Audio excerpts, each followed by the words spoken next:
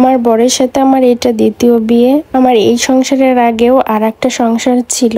আমার বরের বড় ভাইয়ের সাথেই আমার প্রথম বিয়ে হয়েছিল। আমার আগের হাজবেন্ড একটা দুর্ঘটনায় মারা যায়। তারপরে আমার শ্বশুর জোর করে আমার দেবরের সাথে আমাকে বিয়ে দিয়ে দেয়। তখন আমার বয়স খুবই কম ছিল আর আমার একটি ছেলে ছিল। তারা তাদের নাতির মুখের দিকে চেয়ে আর আমার কথা চিন্তা করেই তারা আমার দেবরের সাথে আমার দ্বিতীয়বার বিয়ে দিয়ে দেয়। যদিও আমার দেবরের সাথে বিয়ে হওয়া নিয়ে আমি অনেকটাই অস্বস্তিতে ছিলাম, তারপরেও ভাগ্যের লেখা কখনো খণ্ডানো যায় না। আমার প্রথম বর যখন আমাদের ছেড়ে চলে যায় তখন আমি অনেকটাই পাগলের মতো হয়ে গিয়েছিলাম, কারণ তার সাথে বিয়েটা ছিল আমার রিলেশনের বিয়ে। প্রায় 2 বছর রিলেশন করে আমাদের বিয়েটা হয়েছিল, আর সেই বিয়ের 3 বছরের মাথায় আমার বর আমাকে ছেড়ে চলে যায়।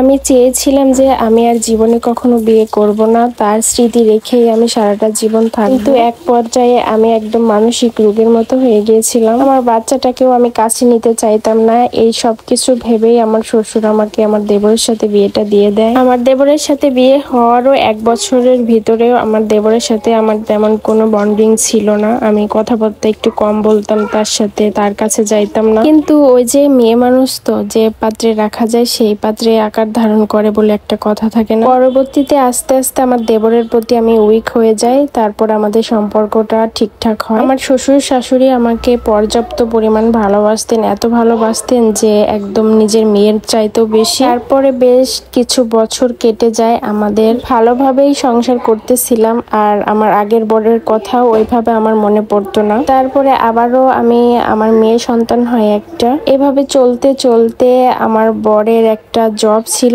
সেই জবটা হঠাৎ করেই চলে যায়। একটা কারণে সে জবটা চলে যায়। তারপরে সে বাড়িতে চলে আসে। সে ঢাকায় ছিল। তারপরে বাড়িতে আসার পর আমাদের সংসারে আবারও অশান্তি নেমে আসে। এই অশান্তিটা ছিল একদম অভাবের অশান্তি। অভাবের সময় কিন্তু ভালোবাসাটা একদমই থাকে না, এটা কিন্তু সবাই জানি আমরা। আর এদিকে আবার আমার অনেক চাহিদা, উচ্চ চাহিদা, এটা কিনবো ওটা কিনবো, এটা দরকার। এই চাহিদাগুলো ক্রমশ আমার অনেক ছিল, যার কারণে এক পর্যায়ে আমি ভেঙে পড়ি একদম ওর চাকরিটা যাওয়ার কারণে। আর বাড়িতেও ও কোনো কাজ পাচ্ছিল না, তাই সংসারে টুকটাক প্রতিদিনই ঝামেলা লেগে থাকতো, ঝগড়া হইতো। এমনকি সে আমাকে লাস্ট পর্যায়ে গায়ে হাত তুলতো এবং খোঁটা দিত যে তোকে বিয়ে করে আমার জীবনটা শেষ হয়ে গেছে, আমি চাইলে ভালো একটা মেয়েকে বিয়ে করতে পারতাম, আমি তোর বাচ্চা সহকারে তোকে বিয়ে করেছি। এগুলা বলাতে আমার মন মানসিকতা একদমই ওর উপর থেকে উঠে যায়। আর আমি একদিন সন্ধ্যাবেলায় কাউকে না বলেই বাড়ি থেকে বের হয়ে পড়ি। আমার বাবা মা বেঁচে নেই, কিন্তু আমার ভাই ভাবি ছিল। ভাই ভাবির সংসারে আমি প্রায় 15 থেকে 16 দিন ছিলাম। তারপরে তাদের সাথে একটা ঝামেলা হয়ে সেখান থেকে আবারও বেরিয়ে পড়ি।